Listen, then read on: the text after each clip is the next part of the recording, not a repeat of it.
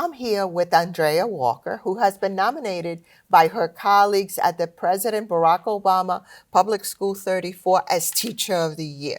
Congratulations. We're so happy for you. Thank you so much. I appreciate you. I appreciate my colleagues, and this is a very big honor. So tell us a little bit about yourself and what you teach. Okay, well, I am a third grade language arts and social studies teacher. I am the general ed teacher in the inclusion class. I have an excellent co-teacher, so I'm very, very grateful that we work well as a team for these children. That's great. When you have great teamwork, it's good to have two hands in the class, four hands in the classroom. Absolutely. Versus two. Did you always want to be a teacher? I knew that I always had a passion for helping people. I think my inspiration for teaching came from my mom, who is a retired teacher from this district. Phenomenal example of just giving back and passionate and dedicated. So that's where my inspiration came from, my So mom. you have big shoes to fill. Absolutely. It's a little intimidating, but I definitely have the perfect role model, Have you always taught third grade? No, actually, I began as a pre-K teacher Oh, really? for 10 years. Wow. Yeah, and then I moved to PS 34 as a third grade teacher. That's amazing. Yes. How did you find the change in grades? Initially, I thought it would be a bit more difficult than it was. As far as the personalities, it wasn't too different. The subject matter getting adjusted to the different materials that they use versus what I did in early childhood. But once I got the hang of it, it was fine because this is like my 5th year teaching third grade. So it was a decent adjustment. It wasn't too bad. It wasn't that bad, huh? No. They're just bigger babies? Just different stages of life. That's it. They're just at a different stage of life. So what do you do in the classroom to help your students be successful? I'm all about positive energy, right? I learned a long time ago that I need to want to be there, and I need you to want to be there. I feel like my students want to come. They want to be present.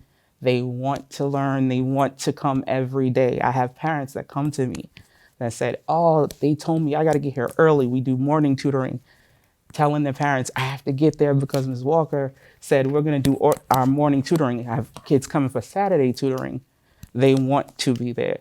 So just getting you comfortable to let me into your world to be able to teach you is a huge thing. So how do you get students to buy in to working harder, coming in for extra work? How do you get that buy-in? It's the accountability. At PS 34, we really learned about our core values, one of which is accountability. Even at their age, you can own a lot of what you do, right? A lot of times they are still learning that you play a role in what you do. And I think that in third grade, I'm starting to teach them, you have accountability, you have a say. Your passion matters, your dedication matters. Yes, I can get you to do things, your parents can get you to do things. You should want to do them for yourself. So very interesting. And teaching someone to be self-driven will pay off dividends in whatever field they go into. So is there something you share with parents or your techniques? What are your techniques to help parents support you and bring their child early and have that buy-in as their children? Open communication is key. I am accessible. I frequently talk to parents. I make sure that we stay engaged in conversation. That is the key because it's really a team effort. It needs to be on both sides. It needs to be in the classroom. It needs to be outside of the classroom. And I feel like that plays a vital role. Just making sure they know that we'll be transparent. I'll give strategies, anything that you need that would help your child, even things that you might need for yourself. What ways can we help support you at home, outside of the classroom, that may, carry over to making things better for them to be able to learn, because we have students that deal with a lot of different things. So we have to think about all the different aspects. So it's about meeting students where they are Yes, and pushing them ahead, dragging them along sometimes, but when they're willing to do that, it's the most successful part. it is. So we definitely wish you, much success.